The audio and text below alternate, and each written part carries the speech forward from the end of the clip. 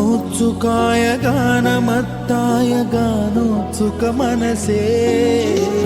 गुरुपूजिताय गुरुदैवताय गुरुकुलस्थायिने गुरुविक्रमाय गुह्यप्रवराय गुरवे गुणगुरवे गुरुदैत्यकलक्षेत्रे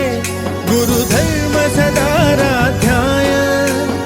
गुरुपुत्रपरित्रात्रे गुरुपाखण्डखण्डकाय गीतसाराय गीततत्त्वाय गीतगोत्राय धीमहि गूढगुल्फाय गन्धमत्ताय गोजयप्रदाय धीमहि